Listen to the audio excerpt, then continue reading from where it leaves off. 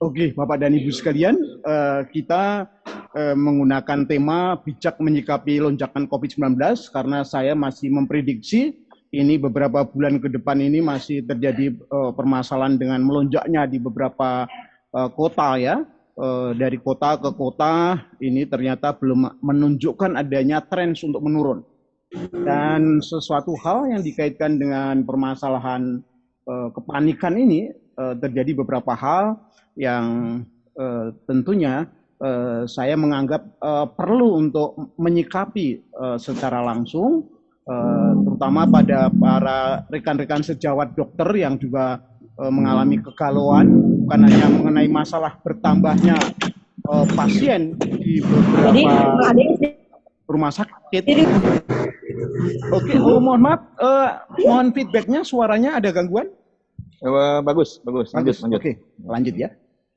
Jadi kegalauan dari para dokter tidak hanya masalah ya penuhnya atau membludaknya dari para pasien yang minta dirawat ya, karena hampir semua rumah sakit, terutama di kota-kota besar di Pulau Jawa maupun Bali, bahkan beberapa orang harus terpaksa mengembuskan nafas dalam keadaan sedang mempersiapkan atau mencari-cari untuk rawat inap. Jadi kembali lagi nanti sekali lagi ini berserial nanti bijak untuk menyikapi lonjakan ini supaya masyarakat bisa lebih firm dan tap gitu untuk menghadapi lonjakan-lonjakan yang terkesan tidak terduga, walaupun sebenarnya prediksi-prediksi ini sudah dilakukan oleh para ahli epidemiologis maupun juga para ahli kesehatan ya, belajar dari negara tetangga kita, terutama India. Ya, India sekarang sudah mulai adanya penurunan ya, bahkan sudah menyatakan kondisinya sudah hampir mendekati ke kondisi yang normal. Mungkin 1 atau 2 bulan ke depan ini India sudah mulai stabil lagi di angka-angka normatif seperti halnya pada bulan-bulan sekitar antara bulan April, Mei, Juni tahun 2020 ya, yang pada saat itu mendapatkan apresiasi dari WHO ya, karena India adalah merupakan suatu negara besar ya yang penduduknya hampir 1,3 miliar dan pernah mengalami suatu kondisi pandemi yang ekstrim ya, yang disebut sebagai tsunami pandemi. Jadi Bapak dan Ibu sekalian,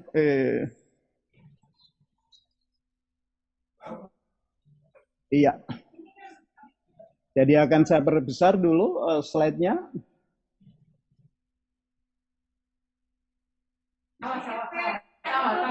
Ya, Bapak dan Ibu sekalian, ya ini mungkin judul yang akan kita ungkap ya, dan saya kira hampir semua seluruh dunia ini mendengar adanya ivermectin ini yang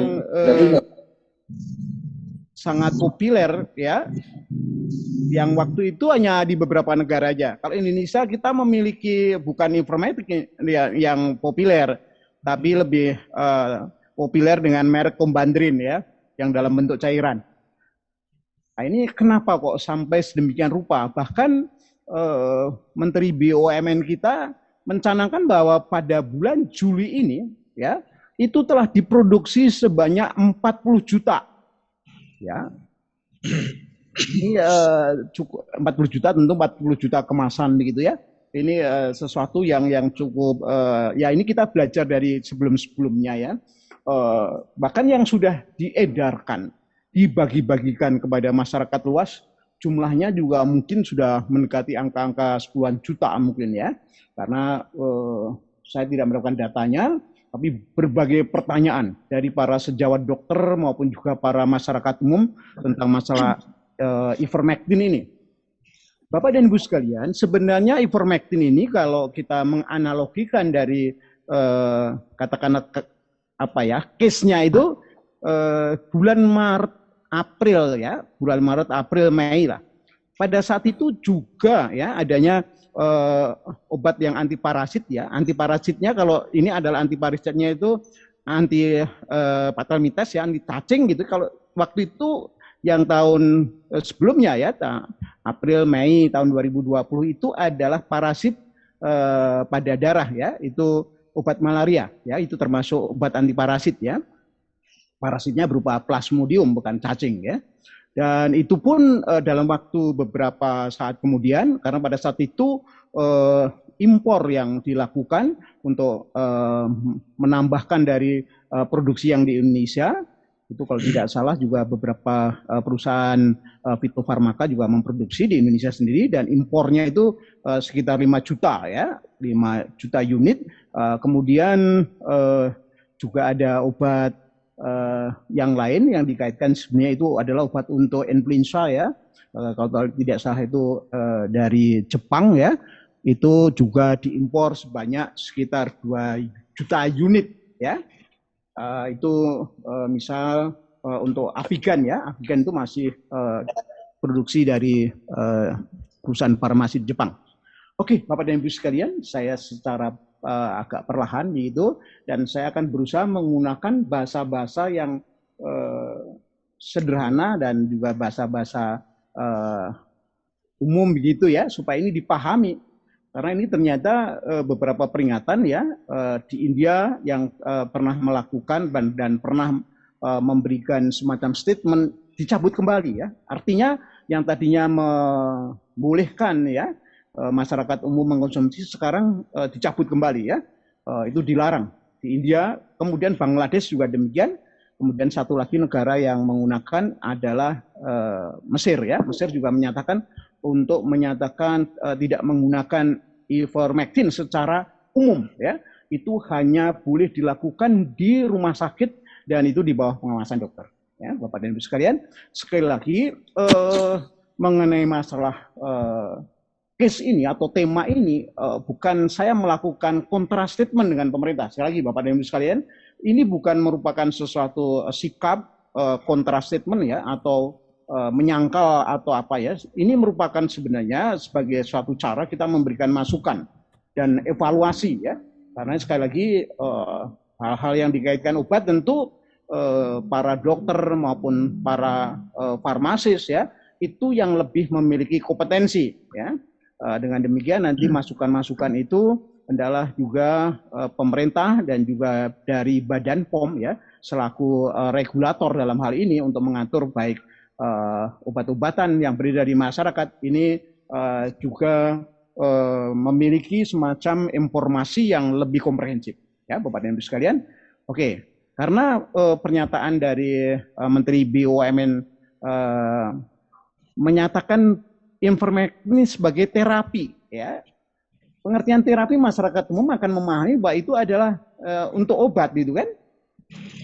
Apakah demikian yang katakanlah lebih semestinya ya, atau lebih katakanlah lebih bijak dinyatakan seperti itu ya. Kemudian nanti akan kita ungkap sebenarnya ivermectin itu bagaimana sih gitu ya. Kok tidak bisa menggunakan kombanderin yang sudah ada gitu ya, yang sudah familiar untuk di Indonesia gitu. Nah, nanti akan kita ungkap dan saya akan menyampaikan beberapa. Sekali lagi ini bukan merupakan kontra statement ya, atau menyanggah dari suatu kebijakan pemerintah, tidak, tapi ini sebagai sesuatu yang memang saya sebagai seorang ilmuwan medis, ilmuwan di bidang kesehatan harus menyampaikan sesuatu ya fakta ya, sesuatu yang faktual ya. Dan nanti penyikapannya nanti tentu akan kita bahas sebagai bentuk kebijaksanaan, karena ini merupakan sesuatu kondisi darurat ya. Bahkan mungkin bisa saja sesuatu yang tadinya ya seperti ini kan, sesuatu obat cacing kok digunakan sebagai terapi ya. Dan ini tentunya juga saya akan mengoreksi bahwa pengertian terapi tentunya kurang tepat ya. Nanti akan kita buktikan dari beberapa negara lain yang melakukan penelitian-penelitian ya. Oke, lanjut Kak. Oke, sekarang akan kita orientasikan secara sederhana ya. Jadi sekali lagi ivermectin ini adalah memiliki efek lokal di dalam mukosa usus ya. Kemudian untuk secara spesifik namanya obat cacing ya. ya hanya untuk cacing belang dan juga larvanya, dan itu juga tertulis tidak untuk virus maupun untuk bakteri, ya. Karena tentunya setiap obat memiliki spesifikasi yang sangat ketat, ya. Karena ini kaitannya bahwa yang namanya obat itu selalu melalui suatu uji klinikal terhadap satu macam penyakit, satu macam obat, ya. Jadi tidak ada sesuatu yang dikaitkan obat itu memiliki ya ada beberapa yang memiliki semacam spektrum tertentu, tapi tentu dalam hal ini ada sesuatu hal yang lebih khusus ditujukan dengan efektivitas, karena nanti kalau kita bicara tentang masalah obat ada istilahnya farmakokinetik dan farmakodinamik. Artinya bahwa setiap obat itu harus memenuhi persyaratan-persyaratan bagaimana objek obatnya sendiri itu nantinya di dalam proses perjalanannya, ya, memengaruhi atau memberikan efek efikasi kepada tubuh. Sisi yang lain, perjalanan obat itu nanti, ya, atau dinamika obat tadi sampai di mana dia memberikan dampak kepada seluruh organ bagian tubuh, ya, atau kaitannya nanti dengan bagaimana sisa-sisa atau residu itu harus dikeluarkan dalam tubuh sehingga meminimalisir dari efek samping, ya. Kemudian sekali lagi tadi sudah saya sebutkan bahwa antihelmintik ini untuk anak dengan persyaratan yang beratnya adalah sudah 15 kg dengan orang dewasa. Dan catatannya adalah hanya untuk 1 tahun sekali, ya. Dan ini merupakan kategori obat keras. Dan ini tentu harus dengan resep dokter, ya. Kemudian sekali lagi obat ini tidak dapat untuk fungsi preventif, ya. Tidak ada suatu cerita atau dokter mengatakan, oh nanti supaya Anda tidak cacingan, Anda sekarang minum ivermectin atau mungkin combandrin. Tidak ada semacam itu, ya. Karena obat ini sekali lagi tidak memiliki fungsi preventif. Kenapa demikian? Nah, nanti akan saya ungkapkan secara sederhana, ya. Preventif, ya, atau prevention itu sesuatu yang sifatnya berjaga-jaga sebelum seseorang mengalami sesuatu infeksi, ya. Infeksi dalam hal ini tentunya dikaitkan dengan cacing belang, ya, atau mungkin dengan beberapa yang sudah dalam bentuk larvanya, begitu, ya. Oke, kita lanjut Bapak dan Ibu sekalian. Ini akan saya menyampaikan dulu atau mengutip dari penjelasan Balai Pengawasan Obat dan Makanan tentang penggunaan ivermectin ini, ya. Bapak dan Ibu sekalian, saya tidak menarasikan secara baris per baris, ya, tapi mohon diperhatikan yang saya berikan garis-garis merah itu, ya, itu hanya mempertajam atau ya menegaskan kembali, ya, bahwa sekali lagi ivermectin memang betul itu sudah terdaftar dan sudah ada izin edar, ya, tapi sekali lagi itu ya berkaitan dengan masalah fungsional untuk obat cacing, ya, tidak terdaftar dan tidak izin edar untuk masalah terapi dari COVID-19, ya. Oke, Bapak dan Ibu sekalian mohon diperhatikan. Kemudian juga sekali lagi ini juga pernyataan Badan POM tadi sudah saya kutip di bagian ke depan, termasuk obat keras pembeliannya harus dengan resep dokter dan pemakainya juga di bawah pengawasan dokter, ya. Dosis tunggalnya ini tentunya bagi para dokter untuk pedoman itu antara 150 sampai 200 mikrogram per kilogram berat badan, ya. Nah, nanti ini akan menjadikan dasar untuk saya membantu, ya, menghitungkan dan juga membantu, ya, untuk memelekkan dari para masyarakat umum awam gitu, apakah Anda cukup memiliki semacam pemikiran yang bijak terhadap ivermectin itu untuk Anda melakukan sebagai cara untuk memproteksi diri Anda terhadap dari COVID-19, ya. Bahkan lebih cenderung masyarakat menggunakan sebagai fungsi untuk preventif tadi, ya. Seseorang yang sehat diberikan ivermectin, ya. Bahkan beberapa orang yang sudah mungkin mengalami semacam terinfeksi, ya, dengan mungkin tanpa gejala atau yang ringan, itu harus mengonsumsi dalam sekian hari. Nanti ada beberapa, ya, nanti akan saya rangkum begitu, dan sisi yang lain saya akan mengkritisi, ya, sebagai seorang ilmuwan kedokteran untuk memberikan pencerahan kepada masyarakat maupun juga para sejawat dokter ya untuk lebih memperhatikan beberapa hal yang dikaitkan dengan masalah prinsip golden rule ya. Dokter memiliki sumpah ya, memiliki suatu prinsip bahwa yang namanya keselamatan pasien ya, sesuatu hal yang terbaik untuk pasien itu adalah hal yang paling utama ya. Oke, kemudian Bapak dan Ibu sekalian, dari sini Badan POM juga menyatakan bahwa sampai sekarang ini data uji klinik ini belum mencukupi ya. Sehingga Bapak dan Ibu sekalian belum ada sesuatu pernyataan bahwa oh ini sudah bisa disetujui ya. Nanti ada beberapa katakan semacam prosedur yang harus dilengkapi. Sekarang ini Bapak dan Ibu sekalian, terutama ada 10 rumah sakit ya di Jakarta dan juga ada di beberapa kota lain yang melakukan uji trial clinical ya. Dan ini tentunya kita masih menunggu antara 3 sampai 6 bulan ke depan ya untuk evaluasi dan nanti tentunya kita menunggu dari keputusan Badan POM ya. Tapi ini menurut saya terlalu prematur adanya ya tadi beberapa informasi bahkan adanya pembagian gratis kepada masyarakat ini menurut saya ya karena ini sekali lagi mungkin kondisi kepanikan dengan menanjaknya COVID-19 yang cukup memprihatinkan ya. Bahkan ya kembali lagi kalau namanya panik ya tentu sangat prihatin. Nah ini menjadikan beberapa hal yang seharusnya lah ya ini harus ada suatu koordinasi yang solid gitu, yang komprehensif ya sehingga dengan demikian langkah kita akan menjadi langkah yang strategis. Jadi jangan tergesa-gesa kita mengambil beberapa informasi, bahkan nanti saya akan mencontohkan ya adanya suatu akun yang diunggah oleh seseorang yang ada di negara Paman Sam, tapi menjadi heboh ya di dunia maya di Indonesia gitu ya. Nanti akan saya berikan contoh ya, dan ini dikutip dari covid19.com ya.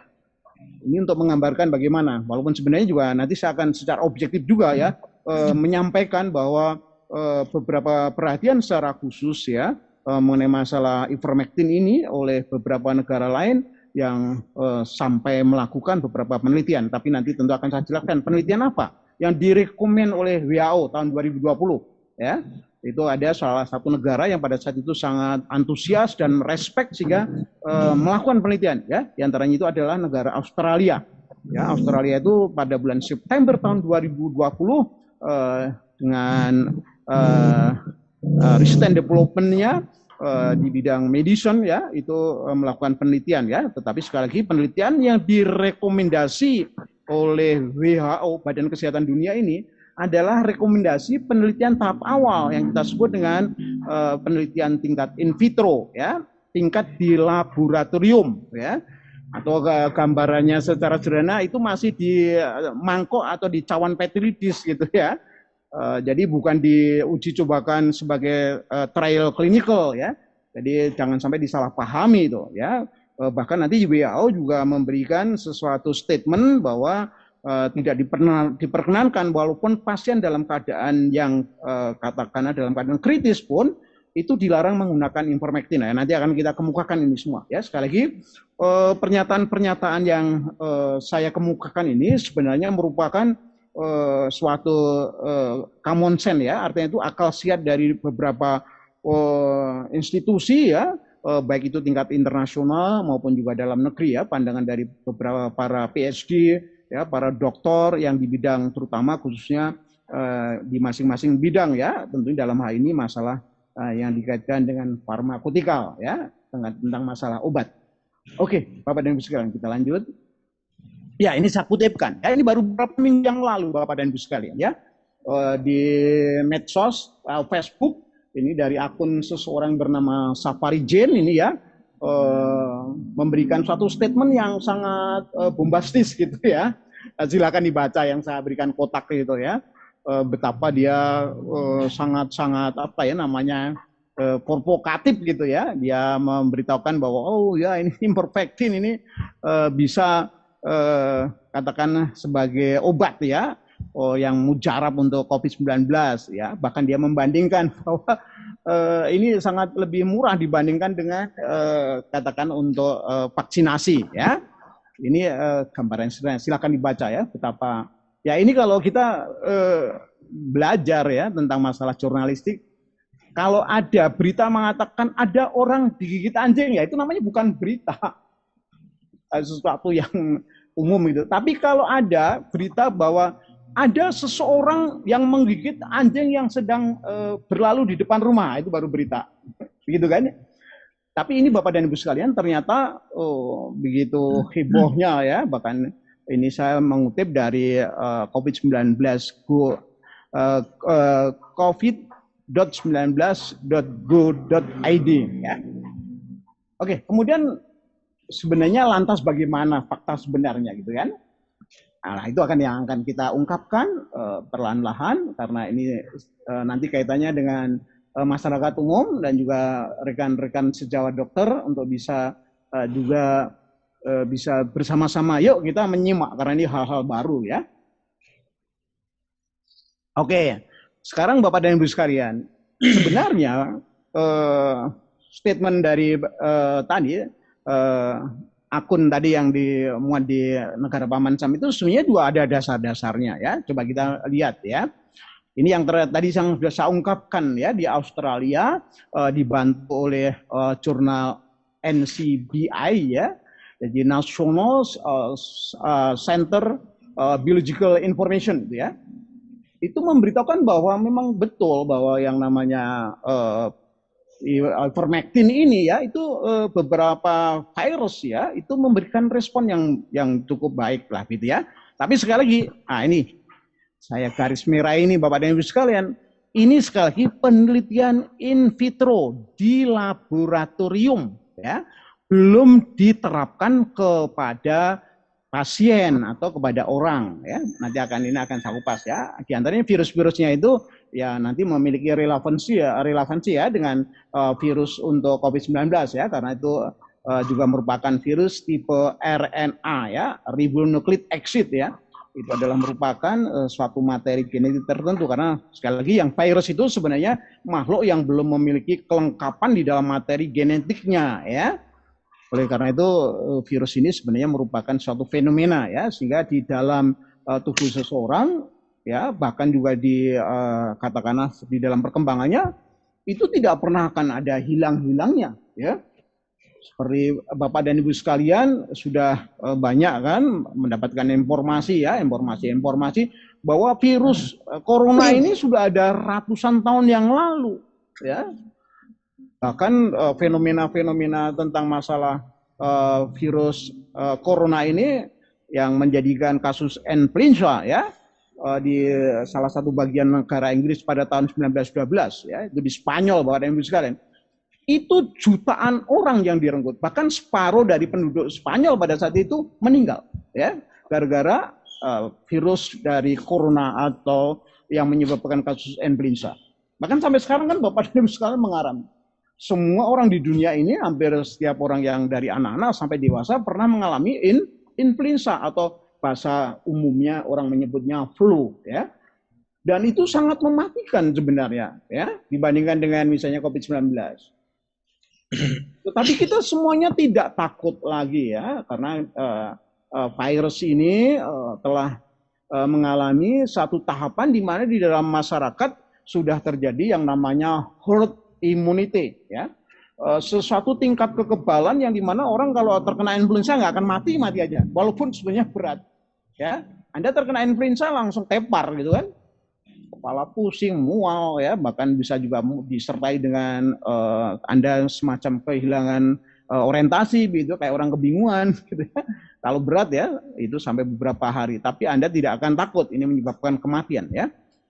Tapi kenapa sekarang misalnya COVID-19 kok sangat ditakuti ya? Ya karena kita mengetahui bahwa ini sedang merebaknya ya, kita belum menemukan bagaimana menanggulangi hingga nantinya dicapai yang namanya herd immunity ya. Nah, kalau tentunya kalau influenza sudah ya, itu beberapa tahun ya, itu lebih dari 10 tahun ya. Bahkan Bapak dan Ibu sekalian, vaksinnya itu ditemukan baru tahun 1979. Bayangkan aja Bapak dan Ibu sekalian. Kalau kita hitung dari 1912 ke 1979 berapa puluh tahun itu kan ya. Nah, nanti moga-moga kita harapkan dari COVID-19 ini penemuan vaksin yang betul-betul efektif ya. Artinya bisa untuk memblokir, membendung dari adanya sekian banyak varian-varian ya. Pada saat itu yang namanya corona dari influenza ini juga ada beberapa tipe ya. Seperti ini sekarang, ini kan masih ada ya yang namanya virus influenza tipe A ya. Zaman dulu itu berbagai varian juga ya. Oke, Bapak dan Ibu sekalian, kita lanjut. Sekali lagi Bapak dan Ibu sekalian, di dalam penelitian ini pun, nah ini saya sebutkan, ini perlu dan ini saya garis merah ini Bapak dan Ibu sekalian. Di dalam penelitian mereka-mereka itu rata-rata melakukan sesuatu kombinasi ya atau suatu kolaborasi dengan obat yang lain. Ya, kenapa kok begitu? Nanti akan saya sebutkan. Ini yang saya garis merah ini diantaranya ketika dilakukan penelitian, walaupun itu pada tingkat masih di laboratorium ya, tapi sudah dimulai dengan adanya suatu kombinasi dengan antibiotik yang sangat populer yaitu doxycycline ya. Doxycycline ini sesuatu antibiotik yang banyak dikenal di masyarakat dunia yang memiliki spektrum yang luas ya untuk membunuh beberapa bakterial sebenarnya ya, bukan untuk virus tapi dikombinasikan sedemikian rupa ya. Oke Bapak dan Ibu sekalian, dan dalam hal penelitian ini tentang masalah khasiat ivermectin ini terhadap SARS-CoV-2 ya atau virus untuk COVID-19 ini semuanya masih belum bisa diambil suatu kesimpulan untuk memprediksi hal-hal yang sifatnya katakanlah optimistik lah ya atau bagus lah, karena hasilnya semua dari katakanlah itu hasil dari tingkat efikasinya itu masih di bawah atau ya sekitar angka 10%. Sedangkan persyaratannya ini belum masuk ke uji klinikal ya. Pada tingkat-tingkat uji sederhana ya, pada tingkat-tingkat efikasi awal aja tidak bisa menyentuh angka-angka di bawah di atas 10 ya. Sedangkan persyaratan WHO tentunya kalau sudah masuk ke uji klinikal nanti dia harus masuk minimal ke tingkat 50% gitu ya. Oke, Bapak dan Ibu sekalian, sekali lagi penelitian di beberapa negara ya itu belum bisa dipakai untuk memprediksi karena masih kurangnya data ya secara komprehensif dari berbagai negara ya. Dan di sisi yang lain memang hasil dari penelitian-penelitian itu masih menunjukkan tingkat kemanjuran ya atau efikasinya masih selalu di antara angka-angka sekitar 10% ya Bapak dan Ibu sekalian. Oke, kita lanjut. Jadi sekali lagi untuk diperhatikan bahwa belum ada rekomendasi dari Badan Kesehatan baik itu dunia ya, WHO maupun juga Kementerian Kesehatan untuk masalah ivermectin ini ya, untuk bisa mengatasi atau sebagai obat ya, maupun untuk terapi virus corona ya. Karena pasalnya memang sampai sekarang belum ada uji klinis ya terhadap bagaimana sih khasiat atau kemanjuran daripada ivermectin ini ya terhadap COVID-19. Bahkan Bapak dan Ibu sekalian, nah ini sekali lagi Bapak dan ini yang saya garis merah ini ya, FDA atau Food Drug Administration di Amerika Serikat ini ya, ini melarang ya untuk bagaimana untuk hal ini dalam kondisi walaupun sampai pasien kondisi sudah gawat darurat ya. Sekali lagi Bapak dan Ibu sekalian, ini adalah merupakan statement dari FDA ya baru-baru ini ya, untuk tidak diperkenankan pasien yang dalam gawat darurat menggunakan ivermectin ya. Nanti bagaimana alasannya? Nah, nanti akan saya gambarkan secara sederhana Bapak dan Ibu sekalian. Ya, perlu kita ketahui Bapak dan Ibu sekalian ya, di dunia ini obat yang sebagai antivirus ya. Tapi sekali lagi ini bukan untuk mematikan ya. Virus sampai sekarang belum bisa dimatikan secara sempurna sebagai obat virus lah gitu ya. Itu belum ya. Jadi misalnya ada ditemukan untuk favipiravir misalnya ya, pada Avigan itu sebenarnya memiliki zat aktifnya adalah merupakan favipiravir ya. Ini adalah dia baru tingkat untuk mencegah replikasinya ya. Penggandaan virus itu dicegah ya, tapi dalam arti untuk dia mematikan ya atau mengobati kasus virus itu belum ya sampai sekarang di dunia ini ya. Tapi sekali lagi obat antivirus itu sifatnya adalah mengeblok atau membendung atau katakan meminimalisir replikasi ya atau penggandaan ya. Itu ada dua, favipiravir maupun remdesivir ya. Ini sudah umum ya, semua para dokter maupun para ahli farmasi itu semuanya pasti sudah mengenali ya Bapak dan Ibu sekalian. Nanti lain kesempatan nanti saya akan mencoba memaparkan bagaimana sih mekanisme kerja di dalam upaya untuk dia bisa meminimalisir untuk replikasi atau penggandaan dari virus dalam tubuh ya. Walaupun agak rumit gitu ya, tapi nanti mungkin akan saya bahas secara tersendiri. Tapi ini karena terlalu teknis mungkin ya, itu tidak akan saya ambil sebagai tema ya, karena nanti pusing para netizen maupun juga para mitra IMM. Kita mengambil aja yang simple-simple ya, isu-isu penting ya seperti ini saya sampaikan kenapa supaya masyarakat juga ya ini ya teredukasi. Ya. Kemudian juga para sejawat dokter juga akan bersikap bijak ya.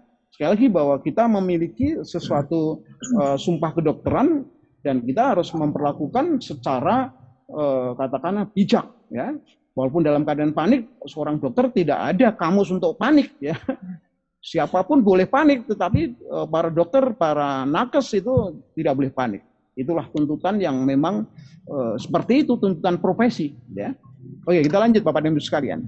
Sekarang saya akan memberikan gambaran ya kepada Bapak dan Ibu sekalian supaya bisa mengikuti, walaupun ini agak teknis gitu ya, tapi oke, saya mengharapkan ini tentunya untuk para sejawat dokter bisa menangkap ide-ide yang saya sampaikan ini ya.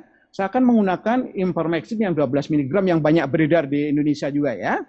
Sekarang ini data in vitro ya, Ivermectin ini. Sekali lagi pengertian data in vitro tadi sudah saya jelaskan. Ya sederhananya itu data yang masih ada di mangkok cawan petri dish ya, di gelas petri dish atau di laboratorium ya. Ini dari penelitian ya, ini yang dilakukan di beberapa negara termasuk Australia tadi yang sebutkan pada bulan September tahun 2020 ya.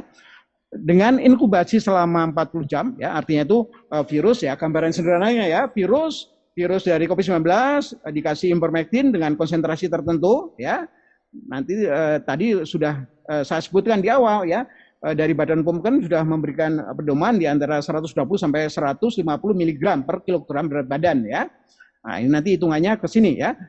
Kemudian dia selama 40 jam katakan diperam itu ya, diinkubasi itu sampai dia bisa meredam ya atau mengeliminasi dari replikasi virus itu sampai 98,8%. Wah, mendekati apa ya? Mendekati kondisi yang sangat ideal gitu kan. Kemudian kalau diperam atau diinkubasi selama 24 jam ya, artinya virus diberikan tadi Ivermectin tadi selama 24 jam, setelah itu mencapai artinya itu ya tadi ya tidak terjadi replikasi sampai 93%, sangat tinggi juga ya, ekspektasinya bagus sekali. Tapi ini sekali lagi di cawan petri dish di laboratorium ya. Sehingga Bapak dan Ibu sekalian dari perhitungan itu akan diperoleh ya, diperkirakan itu sekitar 600 mikrogram per kilogram berat badan. Ini cukup tinggi memang. Padahal ini masih di tingkat, sekali lagi ini di tingkat cawan ini di laboratorium ya. Jadi kalau seseorang ini sebagai contoh, seorang yang 60 kg ya, 60 kg beratnya ini dia akan mendapatkan semacam dosisnya 36 mg. Ini ekuivalennya kalau kita kembalikan dengan di sini angka di atas sini ya, Ivermectin itu 12 mg, berarti dia akan mendapatkan 3 tablet atau 3 tablet ya. Bapak dan Ibu sekalian, nah ini ya, ini ada pengaturannya sehingga Bapak dan Ibu sekalian kok ada dokter bahkan ya menggunakan saran misalnya gitu, oh 1 tablet 1 hari 2 kali ya, 1 tablet 2 kali itu untuk selama 2 hari gitu ya. 1 tablet dalam 1 hari untuk 3 hari. Ini dia mendapatkan perhitungan dari sini ya, dan itu tentunya tidak absah. Kenapa kok tidak absah? Karena ini data in vitro ya, data yang sama sekali tidak boleh dipakai sebagai penentuan dosis di dalam dunia medicine, ya. Karena nanti ini suatu awal, ya, sesuatu yang sangat prematur, ya. Ini nanti harus melalui beberapa penelitian. Ini saya turunkan di bawah ini, ya. Penelitian berikutnya adalah penelitian yang in vivo, ya. In vivo itu praklinik, ya. Ini biasanya menggunakan binatang, ya. Biasanya menggunakan monyet, ya, atau sejenis itulah, ya, sejenis makaka atau mungkin gibbon, ya, yang mendekati dengan orang gitu, ya. Nah itu dalam penelitian kita sudah mulai beralih ini, nanti yang dianalisis adalah darah, bukan di mangkok lagi, ya, karena ini sudah seolah-olah mendekati pengujian itu kepada klinikal manusia, gitu, ya. Tapi ini tentunya tidak boleh langsung praklinikal untuk kepada orang, tidak boleh, ya. Ini masih kepada binatang. Nah ini dalam darahnya untuk bisa mencapai 50% eliminasi, ya, terhadap replikasi virus tadi, itu diperlukan kira-kira sekitar 5 mikromolal. Ya Bapak dan Ibu sekalian, nggak perlu mikir-mikirin apa itu, ya pokoknya ini konsentrasinya harus gitu aja, ya. Bayangkan, ya, kita sekarang kenapa menggunakan dasar, ya ini supaya sederhana aja, karena kita kan trial itu artinya uji, coba, ya, berkali-kali dengan tingkat konsentrasi. Nah, kembali Bapak dan Ibu sekalian, ketika dengan angka ini sangat rendah, ya, kenapa sangat rendah? Nanti saya jelaskan di sini, ya. Angka dari dosis yang umumnya dipakai sekarang ini, ya. Oleh karena itu para sejawat dokter mohon ini perhatiannya, ya. Dan juga masyarakat umum, ya, umumnya kan yang dipakai dosis rata-rata pengarahan semacam ini. Padahal ini nggak ada dasarnya, ya, dasarnya tidak kuat, ya, dan tidak absah ini, karena kembali lagi kita harus sekali lagi kita di dalam dunia medis, dalam dunia kedokteran, di dalam dunia farmasi itu menggunakan prinsip golden rule, ya, aturan main yang sifatnya aturan main yang paling sempurna. Sempurna di mana? Ya, sempurna untuk memberikan pelayanan yang terbaik untuk pasien-pasiennya, ya. Jadi sekali lagi nggak ada tawar-menawar dalam hal ini. Oleh karena itu saya sekali lagi tadi saya tidak melakukan yang namanya kontra statement dengan pemerintah, ya. Dalam hal ini saya melakukan peran sebagai seorang ilmuwan di bidang medis, ya, untuk menyampaikan sesuatu fakta, ya. Sesuatu fakta yang dikaitkan dengan fungsional obat tertentu, ya. Karena sekali lagi ini memang ya kompetensi kami, ya. Ya saya tidak perlu harus merengek-rengek, saya kuliah 6 tahun betul-betul mempelajari sedemikian rupa.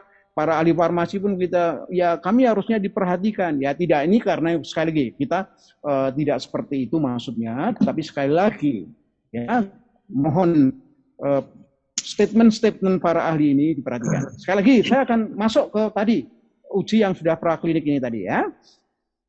Nah ini bagaimana untuk bisa mencapai kondisi di dalam titer, atau titer itu artinya tingkat konsentrasi menggunakan metode yang masih dengan laboratorium yang sederhana ini, ya. Ini untuk bisa mencapai konsentrasi 5 mikromolal itu bagaimana? Ini kita tingkatkan, ya, sampai dosis tadi, ya, kita tingkatkan sedemikian rupa. Katakan ini kita kalikan bahwa sampai 8,5, ya. Ternyata angka titernya, ya, atau konsentrasi di dalam darahnya itu baru 0,28 mikromolal. Bayangkan untuk mencapai dari 0,28 ke 5 mikromolal kan sangat tinggi sekali, kan? Nah ini kenapa demikian, ya? Nanti saya jelaskan, ya. Tapi perkiraannya Bapak dan Ibu sekalian, untuk mencapai suatu dosis baru kita memberikan semacam trial, ya, trial prediksi untuk sampai 50% eliminasi, ya. Kalau di sini kan angkanya 98. Nah, nanti bisa dibayangkan, ya, kalau untuk mencapai 98,8% itu berapa. Ini sekarang kita menggunakan angka 50%, ya. Ini moderat karena sekali lagi ini trial, ya, pada binatang bukan pada manusia. Itu harus diperlukan sebanyak berapa? Dosisnya 158 tablet, Bapak dan Ibu sekalian, ya. Kita masih mengacu kepada Ivermectin yang 12 mg ini, ya. Sekali lagi Bapak dan Ibu sekalian, untuk mencapai tingkat 50%, ya, 50% untuk eliminasi dari replikasi virus tadi di dalam darah, ya. Di dalam darah yang ini diterapkan pada praklinik. Kalau ini di cawan kan, di laboratorium kan. Ini 98% ini. Kalau ini di dalam darah. Untuk di dalam darah ini katakanlah hewan cobaan itu diperlukan 150 tablet ya atau kaplet dari Ivermectin yang 12 mg. Bisa dibayangkan Bapak Ibu sekalian? Kira-kira bagaimana? Apakah ahli peneliti ini berani melakukan dosis semacam ini pada hewan cobaannya? Ya pasti tidak mungkin akan berani ya kan? Logikanya sederhana lah. Kenapa kok demikian? Kok sampai dalam pengujian ini dikalikan sampai sedemikian kelipatannya? Ya karena begini Bapak dan Ibu sekalian. Kali ini saya jelaskan di dalam proses untuk farmakokinetik ya, perjalanan daripada obat tadi ke dalam tubuh ini, ternyata yang namanya zat aktif untuk ivermectin ini ya, atau zat yang bersifat memiliki efektivitas katakanlah ngobati, tentunya ngobatinya masalah cacing. Ini dia akan terikat pada mukosa usus sebanyak 83% Bapak dan Ibu sekalian. Dan itu dalam jangka lama ya. Oleh karena itu dia pemakaiannya cukup 1 tahun sekali. Itulah kenapa nantinya sekali lagi sesuatu konsentrasi atau katakanlah tingkatannya ya ada di dalam darah itu sangat kecil ya. Karena memang dia didesain obat ini dia akan memiliki efek lokalnya ya atau manfaatnya itu di usus. Sehingga di darah itu sangat kecil. Nah itu dikalikan sampai 8,5 pun dia harus memerlukan sebanyak 158 tablet dan itu harus hanya bisa mencapai ya pada hewan percobaan itu baru sampai tingkat 50% untuk apa? Ya meminimalisir ya atau mengeliminasi dari penggandaan atau perkembangbiakan virus. Bisa dibayangkan Bapak dan Ibu sekalian? Jadi kalau melihat semacam ini ya memang tentunya kami-kami yang tidak memiliki semacam keahlian khusus, kompetensi di bidang biofarmasi semacam ini ya tentu pesimis ya, tapi mereka mungkin akan memiliki sesuatu terobosan baru ya, suatu inovasi-inovasi baru. Seperti tadi kan, kenapa ketika dalam pengujian ya dia ini pun pengujian dalam tahap praklinikal artinya belum ke manusia, itu harus sudah ditambahkan antibiotik. Karena apa? Karena supaya betul-betul nantinya di dalam tubuh seseorang ya, karena sekali lagi tentunya nanti kita akan melihat bahwa virus ini adalah bekerjanya secara sistemik ya, diantaranya pada mukosa ya, mukosa dari tenggorokan, mukosa dari katakanlah paru-paru. Ini berarti kan media untuk kita bisa menyerang virus tadi itu melalui darah kan, ya. Dan ini tentunya harus diperiksa karena dokter ataupun ahli farmasi selalu bicara dengan dosis, kaitannya dengan seberapa dia memiliki efektivitas di dalam konsentrasi di dalam darah ya, sehingga nanti dia bisa membunuh bakteri, virus ya, maupun juga termasuk cacing. Dalam hal ini sebenarnya yang kita bicarakan cacing ya. Oke Bapak dan Ibu sekalian, mungkin ini agak teknis, tapi saya harapkan untuk rekan-rekan atau sejawat dokter ini bisa memberikanlah semacam ingatan masukan baru ya, supaya bisa melihat, sehingga ya tentu Bapak dan Ibu sekalian menjadikan sesuatu kegalauan, bukan kegalauan ya, tapi memang dari awal sudah galau, karena seseorang dokter harus memberikan konsultasi kepada sesuatu obat yang dimana obat itu akan di-refer untuk fungsi lain ya, dari fungsi obat cacing menjadi fungsi untuk terapi COVID ya. Nah ini tentunya sebenarnya kegalauan itu kan dari awal, bukan dari saya memberikan statement ini kemudian galau, tidak Bapak dan Ibu sekalian. Para dokter sangat melek sekali terhadap hal ini ya.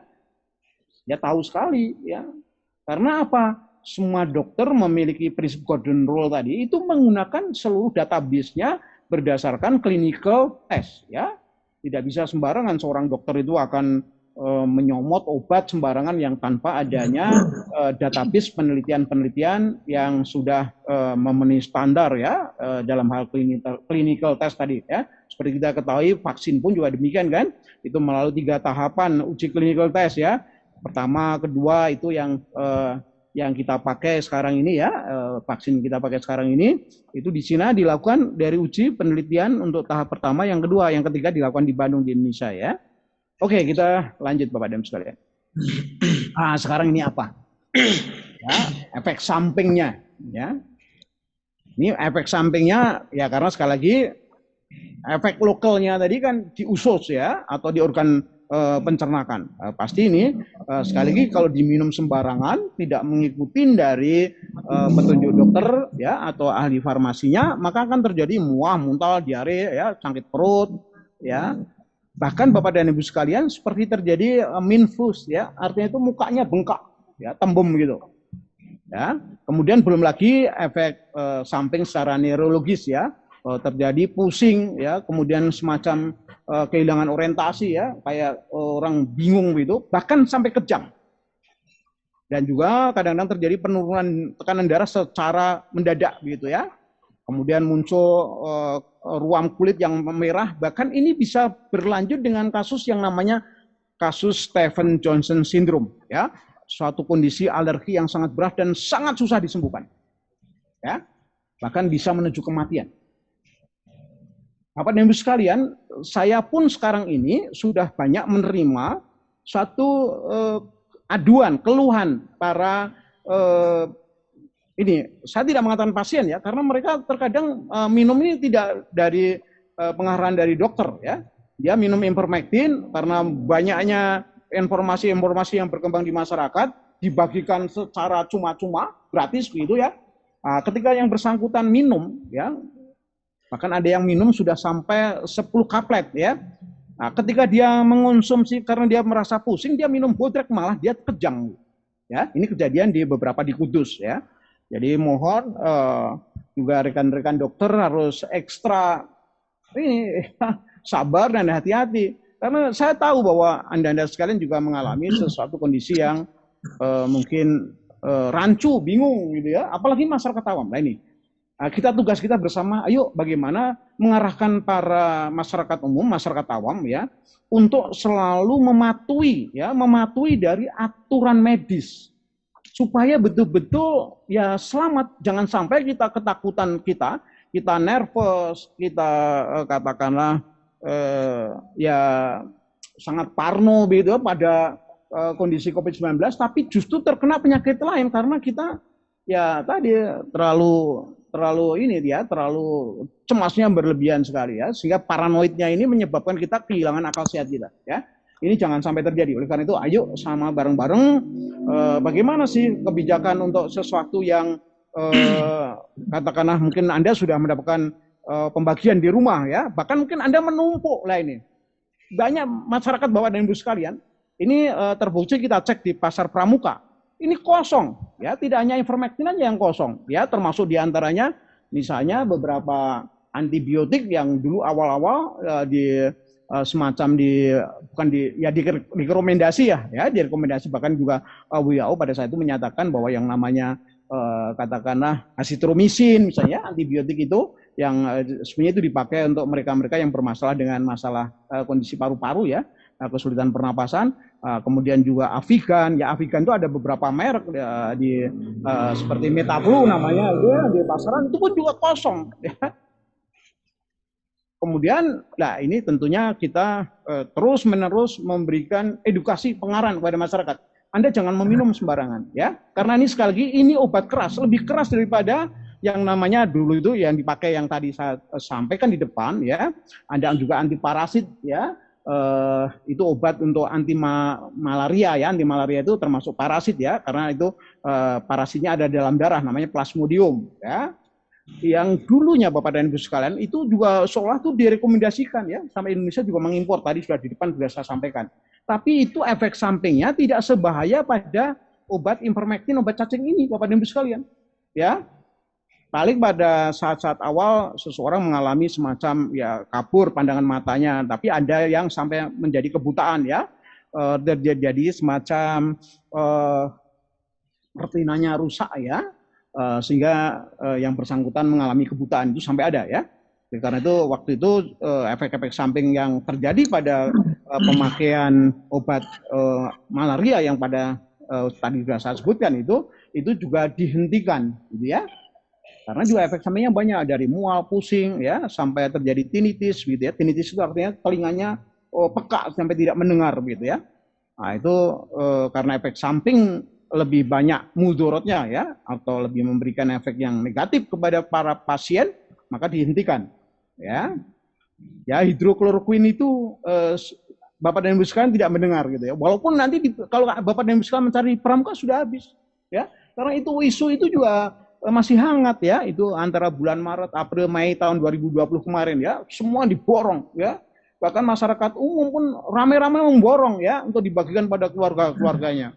Ya, semacam apa ya namanya buying effect yang kondisinya atau buying panic lah ya, suatu kondisi panik sehingga belanja sangat berlebihan, padahal yang dibelanjakan obat ya. Obat itu sebenarnya memiliki sisi tertentu sebagai racun ya, karena ada efek samping, jadi sebenarnya tidak bisa sembarangan ya. Bahkan Bapak dan Ibu sekalian, ini obat cacing ini bisa memicu hepatitis ya. Makan yang berlebihan maka jonjot-jonjot usus tadi rusak ya.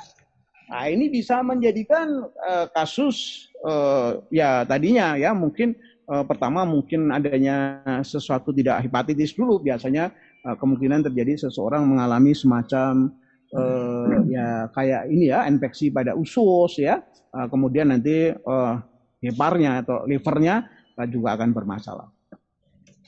Oke, Bapak dan Ibu sekalian, akan sekarang lanjut. Sekarang saya refreshing supaya tadi tegang ya, sekarang kita agak refreshing aja. Lalu kemudian gimana dengan Kenkona kita?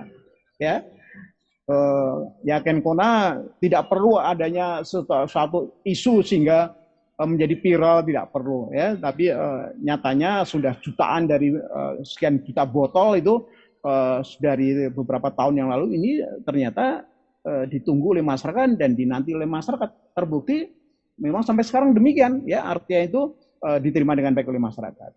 Kenapa demikian? Nah, saya akan refreshing aja ini Bapak dan Ibu sekalian ya. Nah, tadi kan kita membicarakan sudah yang namanya obat cacing kan pusing kepala gitu ya, semuanya pusing gitu ya, karena ini sudah beredar, terdistribusi dengan jumlah yang sangat besar di masyarakat Bapak dan Ibu sekalian. Jadi oke. Kewajiban dokter juga bertambah, oleh karena itu mohon kesabaran dan persuasi yang baik ya, tidak perlu harus menyalahkan sana sini, tapi ayo kita bagaimana menjadikan situasi, karena ini sebenarnya merupakan suatu effort ya, suatu upaya kemampuan untuk bisa secepatnya menunjukkan bahwa COVID segera berhenti gitu kan. Oke Bapak dan Ibu sekalian, saya juga menunjukkan bahwa NG2 Kenkona ini diproses dengan proses panjang ya dari tahun 2002 dan tentu juga tidak sembarangan comot dicampur-campur begitu aja ya, tapi bertahap berproses demikian rupa sehingga mendapatkan tingkat efikasi yang optimal ya. Maaf. Ya Bapak dan Ibu sekalian, kita kan antara kondisi sehat, sakit, gejala itu sebenarnya berinteraksi ya di dalam ini, oleh karena itu saya gambarkan secara grafis gitu ya. Ini bagian segmen-segmen tertentu itu ya manusia selalu dalam kondisi semacam ini ya. Terkadang seseorang belum kelihatan sakitnya ya, atau mungkin tidak bisa mengekspresikan atau mendeskripsikan penyakitnya itu apa gitu ya. Ya baik itu dalam bentuk katakanlah dalam bentuk interview kata-kata gitu ya, ataupun dalam bentuk fisik, karena ada sesuatu yang tersembunyi beberapa penyakit tertentu ya, seperti misalnya hipertensi ya. Banyak sekali seseorang yang sebenarnya mengalami permasalahan hipertensi, tetapi ya tidak ada keluhan apa-apa gitu ya. Gejala, kalau gejala tentunya sudah mulai mengarah, seseorang mungkin sudah mengerti mengarahnya kemana nih. Oh gejalanya untuk masalah misalnya gangguan dari pencernakan ya. Kemudian sehat. Nah ini tentunya masing-masing tentunya memiliki misalnya kalau orang sehat ya tentunya maintenance atau perawatan. Itu yang dibutuhkan adalah selain kelengkapan nutrisi, juga adanya nutrisi yang berimbang ya, ini sudah saya kira sangat populer. Kemudian kalau sakit ya dilakukan medikasi ya, medikasi itu ada dua, yang medikasi yang sifatnya konvensional maupun juga komplementari, artinya itu pelengkapnya ya, seperti saya menyebutnya untuk masalah jamu-jamu tradisional ini menjadi fungsi komplementari, artinya melengkapi. Seorang penderita diabetik misalnya, dokter kan mengatakan seumur hidup Anda harus menenggak obat ya, penekan untuk gula darah gitu. Tapi tentu banyak sekali efek samping. Nah, kita harus mengupayakan suatu komplementernya ya, sesuatu yang bisa melengkapi tanpa harus kita mengalami cedera atau mengalami suatu permasalahan secara kesehatan tubuh kita seumur hidup ya, bagaimana. Dan ini ternyata cukup berhasil ya, hasilnya cukup menggembirakan dan itu diakui dunia Bapak dan Ibu sekalian ya. Permasalahan-permasalahan yang degeneratif semacam ini Harusnya penyelesaiannya bukan medikasi secara farmakutikal ya, tapi lebih pada komplementer yang sifatnya natural. Satu-satunya pilihannya adalah ya herbal Bapak dan Ibu sekalian. Termasuk kondisi COVID sekarang ini ya.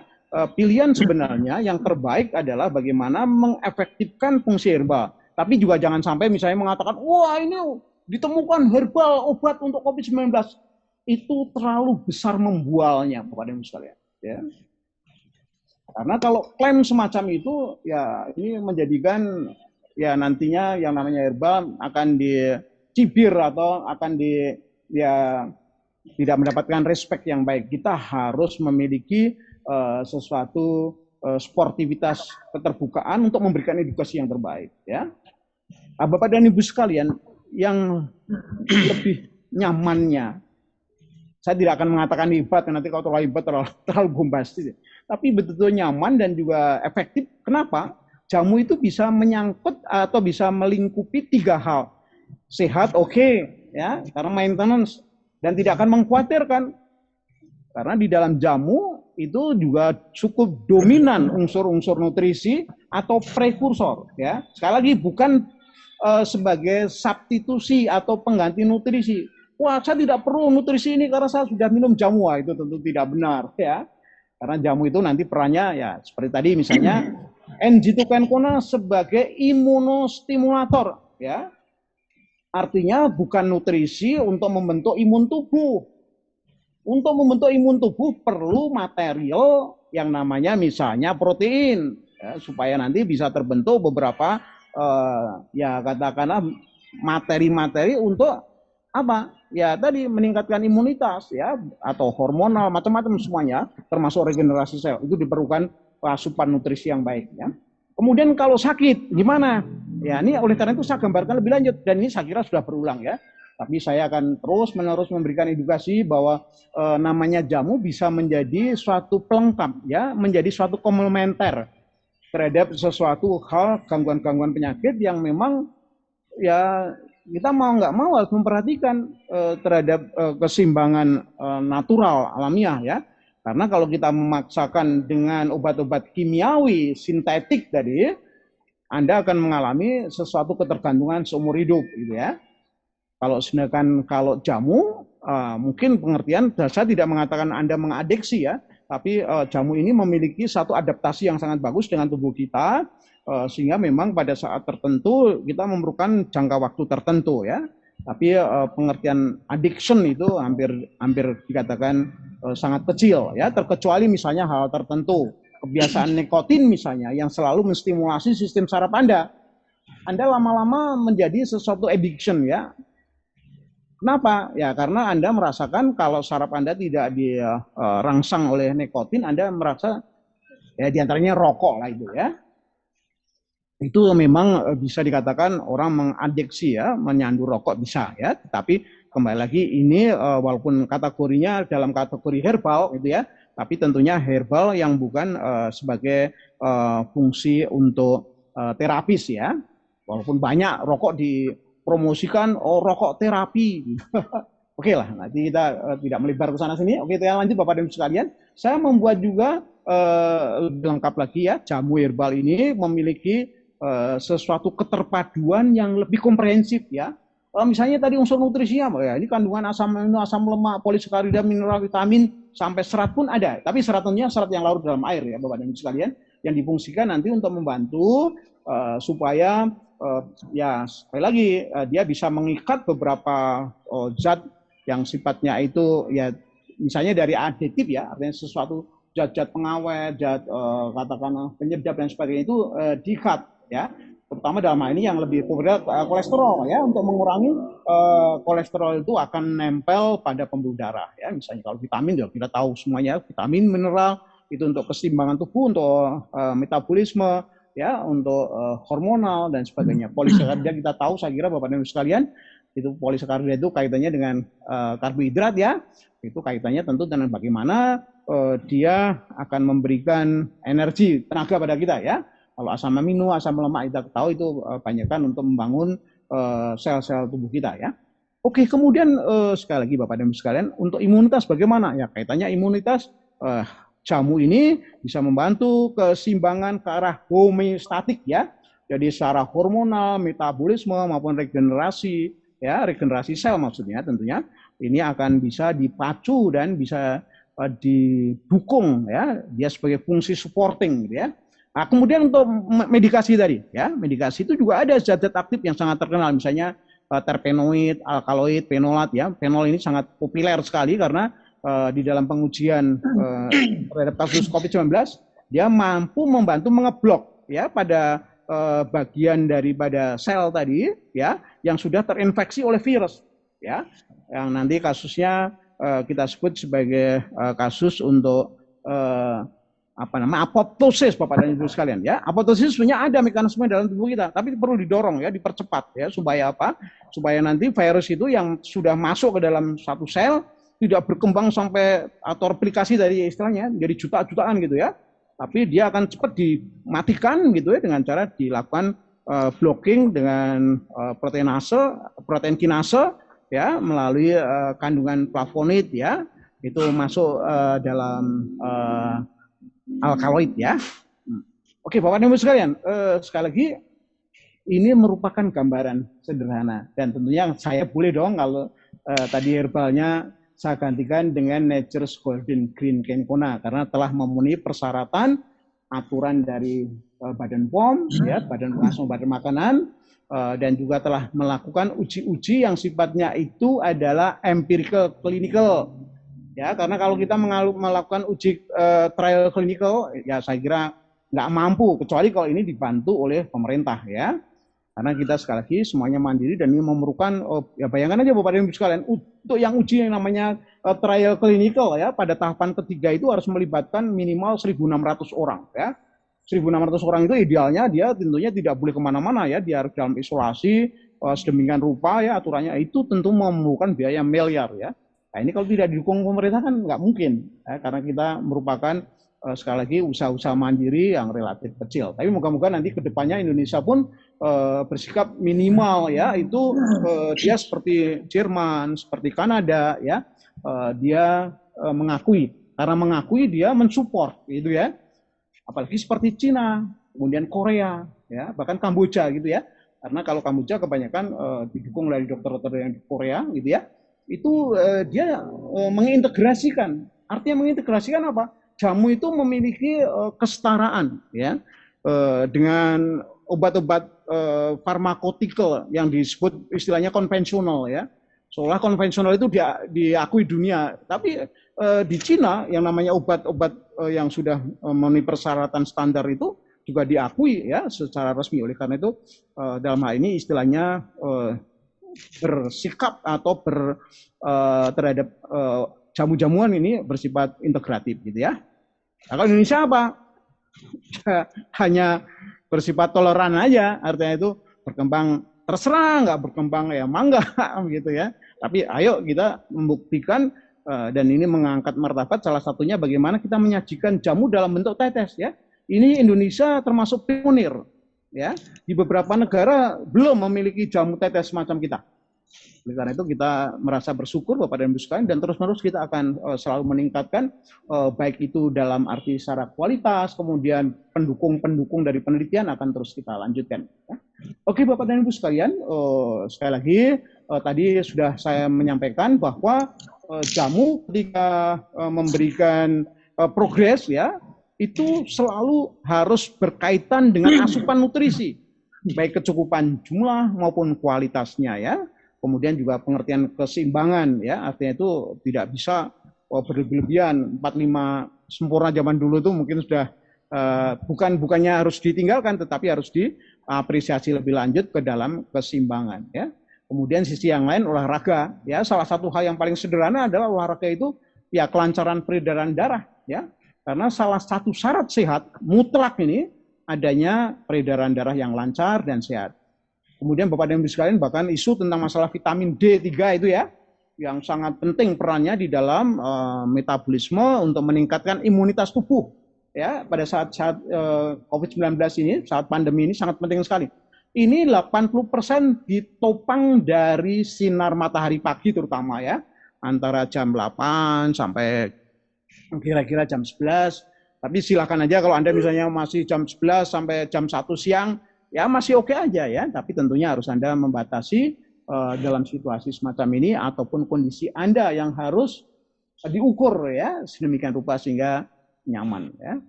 Oke Bapak dan Ibu sekalian, sekali lagi kita selalu aja mengedukasi tentang protokol RPKM ya. Kemudian ya sekali lagi saya mengucapkan terima kasih sebesarnya kepada PT Indotama Mitra Mandiri atau IMM yang selalu memiliki kepedulian terhadap kondisi pandemi ini ya. Semoga nanti pandemi segera bisa berakhir.